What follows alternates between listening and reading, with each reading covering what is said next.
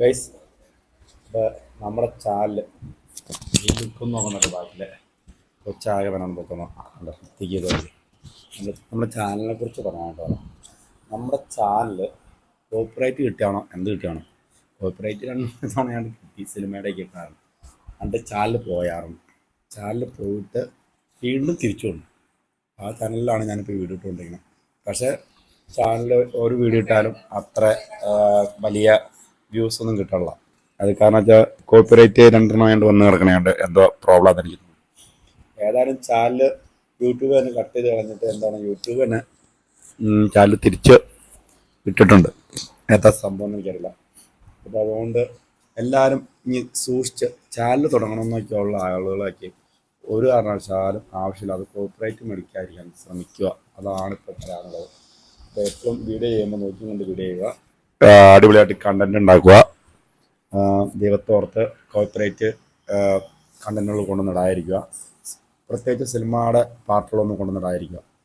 ഇടുണ്ടെങ്കിൽ തന്നെ വരും 10 സെക്കൻഡിൻ്റെ ഉള്ളിലേക്ക് തീരാൻ പാടില്ല. അതാണെങ്കിൽ പോലും ഇടാതിരിക്കുകയാണ് നല്ലത്. അതുകൊണ്ട് എപ്പോഴും ശ്രദ്ധിക്കുക, കോപ്പറേറ്റ് മേടിക്കാതിരിക്കാൻ ശ്രമിക്കുക. കോപ്പറേറ്റ് മേടിച്ചാൽ പണി കിട്ടും. ചാനൽ യൂട്യൂബ് ഒരു രീതിയിലുള്ള അറിയിപ്പും തരാതെ കട്ട് ചെയ്ത് കളയുന്നതായിരിക്കും. പിന്നെ 8ൻ്റെ പണിയായെന്നും പറഞ്ഞ് വെറുതെ നടക്കുക, എന്നെ പോലെ കണക്കാണ്. നമ്മൾ ഇതോ യൂട്യൂബ് എന്നുള്ള രീതിയിൽ തുടങ്ങിയൊന്നുമല്ല. നമ്മുടെ വർക്കിൻ്റെ ഇടയിൽ ഓരോ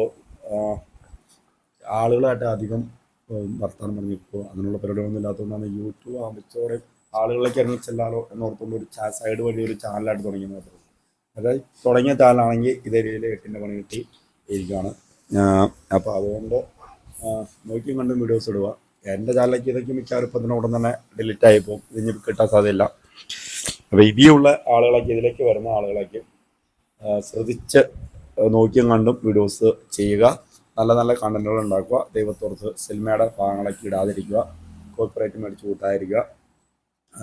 എന്തായാലും ഇതൊക്കെയാണ് പറയാനുള്ളത്. എൻ്റെ ചാനൽ ശരിക്കും പറഞ്ഞാൽ ഞാൻ ട്രാവൽ വീഡിയോസും, അധികം ട്രാവൽ വീഡിയോസ് അല്ല, നമ്മൾ ഫുഡ് ബ്ലോഗൊക്കെയാണ് കൂടുതൽ.